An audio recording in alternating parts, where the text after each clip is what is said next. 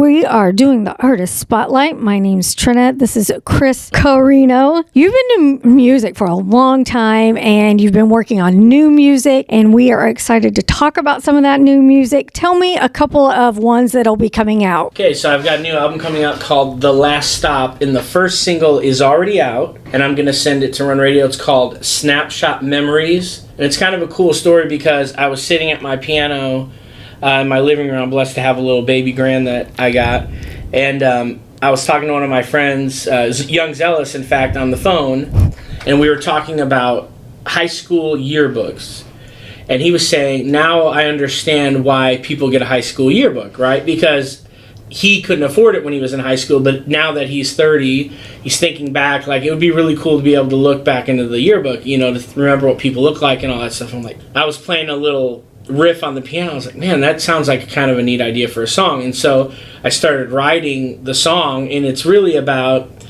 a woman who's, you know, in her middle ages, and she just can't remember what she looked like when she was a teenager anymore and what it was like. And so the song's all about being able to go back and pull up these snapshots, these old pictures, and them taking her back to a different time and place when she was younger and things were different and it was more innocent, and that being a way that she can kind of cope with where she's at in life now and have that those snapshot memories allow her to in some ways feel better about where she is now. So if you could go back to your high school days, what are some of the best memories you had? I'd say my best memory from high school was I was blessed to be a part of the German-American Partnership Program at my school. And so my senior year, I got to go to Germany for a month and stay with the family there. And we got to, for 3 weeks, we were in the town Schondorf, which is in southern Germany near Stuttgart. And it's actually where Gottlieb Daimler's from, who invented the combustion engine. And his daughter's name was Mercedes, and he partnered with Mercedes-Benz. And so that was really cool. We stayed there, and then we also got to go to Switzerland, Austria, and Liechtenstein. And so that was probably my favorite thing I got to do, is go, because I love to travel, and so it was a blessing. And my homeroom teacher was such a blessing because she actually paid for me to go, because I grew up, once I hit my 6th grade year, I moved in with my mom, and she was a single mom, and so my homeroom teacher paid for me to be able to go. So on top of being able to go, the benevolence of somebody else being willing to do it was pretty cool. Teachers, yep. Such impactful people. Did you always have music in your life from a very young age? Yeah, absolutely. My especially on my dad's side of the family, they're all musicians. My dad is, my uncle, and my grandfather was a jazz drummer back in the 30s and 40s, and he was a piano tuner. He started his own business, and so he could play piano a little bit, but he always loved drums. And then my uncle and my dad grew up in, you know, the 60s, 70s, and so they would sit around back then, and they would have to learn how to play what was on the radio based on listening to the records, right? And so they didn't have the benefit of tabs or chord charts. They just had to pick it out. And my uncle grew up Jimi Hendrix, Jerry Garcia, huge influences, and then later on in life took jazz for about 12 years, and so he's really good. And he actually is the reason why I was learning how to start recording, because for a while at his house he had bought a really nice console and was using his upstairs and downstairs to do recording. I mean, we're talking, you know, probably $50,000 worth of equipment back in the mid-90s. And so that's when I started cutting my teeth. And my dad, I remember growing up, before I lived with my dad till I was in 6th grade, and every night we would go to bed and he would be playing guitar, and me and my sister would jump on the bed and we would sing. And my mom, when we were little, she loved the oldies, you know, what I consider to be oldies, which is a genre, not a time frame, right? It's that 50s and 60s.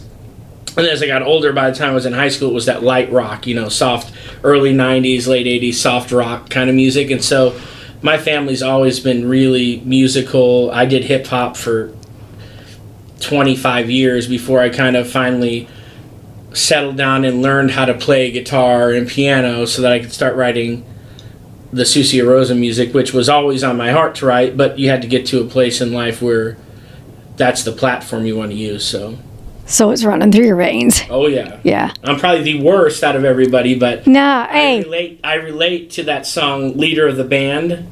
I always think that's my dad, you know, like, it's a poor attempt to imitate the man, but You know, at least I have that. And I was thinking about that the other day. There's a legacy, right? And, you know, I'm at what I like to call about halftime, hopefully, in life. And you start thinking about, okay, when I'm gone, I've got this music, I've got the book, I've got sermons my kids can watch. My kids can still hear my voice, right? I will live on in what God has blessed me to create. And I think that's important because, you know, a lot of people don't have that. They will never hear their father or mother's voice again. They will never see them moving, you know, they don't have a video of them. And so I think for me that's part of it too. It's like hopefully one day it'll be a comfort to them and to their children. You know, they can go back and put on a CD or whatever they're using then. I don't know, who knows, probably still MP3s I imagine, but they'll be able to put that on and listen, and that could be something that can give them some encouragement. You said something that I think is really important. You said, you know, I might not be the best, but, you know, you're still doing it. What can you tell people that sometimes we have that pressure to feel like, well, if I'm not already number one at everything I'm doing, there's no point in doing that. That's a fallacy. So Can you expand on that? I've come to believe that everybody has an audience, right? I think that being the best is very subjective, first of all. Because I was, you know, I'm a big Jeff Lynne fan, great producer, obviously great musician from Electric Light Orchestra, but at one point he had produced 3 platinum albums in the same year, George Harrison, solo, Roy Orbison, and the Traveling Wilburys in 1989, and he was up for a Grammy for Best Producer, didn't win it. So this guy is solid. I mean, he's produced a lot of people, made a lot of good music, and yet I was reading a forum yesterday and people were just talking about how terrible he was. You know, so it's such a subjective thing. I'm thinking like, you, a mere mortal, are insulting Jeff Lynne, who's got more platinum and gold records on his wall than you can possibly imagine. You have the audacity to say he's terrible, right? But I think that's the reality of art. It's subjective.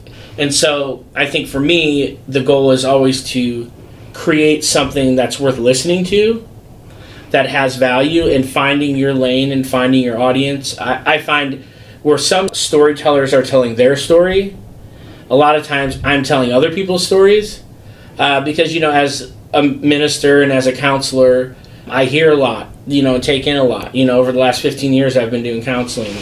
And so there's a lot of stories out there to be told, which is kind of leads to the second song I was thinking about for the album, which is called Hope.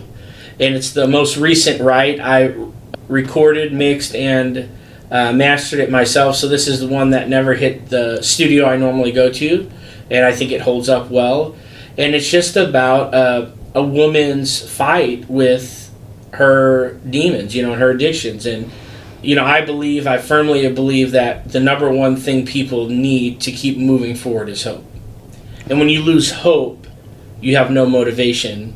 But as long as you have hope in front of you, there will be motive to wake up tomorrow.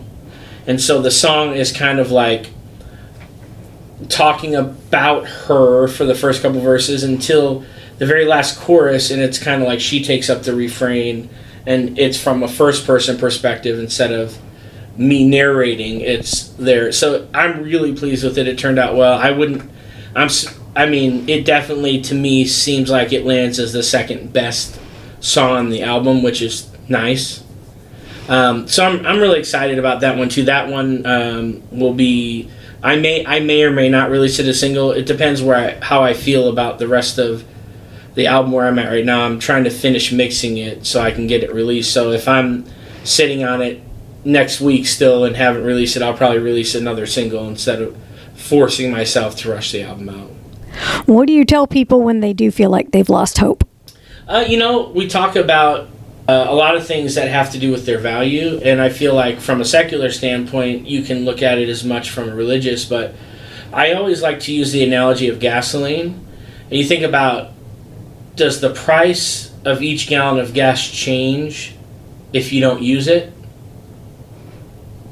No, it's the same price. You paid what you paid for it because it's about the potential use, not about how it's being applied. People have value because of their potential, not because of their behavior. Right? Everybody ultimately has great potential, and so their value is derived from their potential, not from actually using their potential.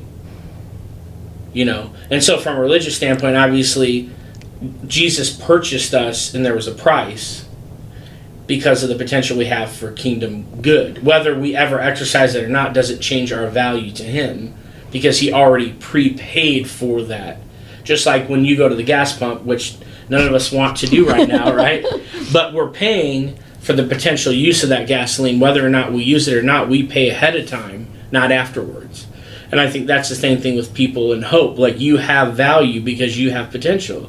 And when you forget that, that is when you give up hope. And so I always like to keep that in front of him. You are valuable because of your potential, not because of what you have or haven't done. It's not based on your performance. It's based on your existence. And I think that's the message that, many people have tried to get across over the years in different ways, but the idea is just being is enough. Right? And I think that in music, that's a beautiful platform for that. I think you see that throughout the years, and there's different genres that have really, really pushed that, and I think the singer-songwriter genre, the soft rock genre, the late 60s, early 70s SoCal music, you see a lot of that, and there's a lot of existentialism in that, of course, which adds to it. But there's this idea that existing is enough to have hope because there's always opportunity. When non-existence happens, your time's up, right? And so you're fighting until then. So that's what I think of. Excellent. All right. Well, thank you so much for sharing your music with us. We'll be playing it, listening, and waiting for more. Awesome. Thank you so much.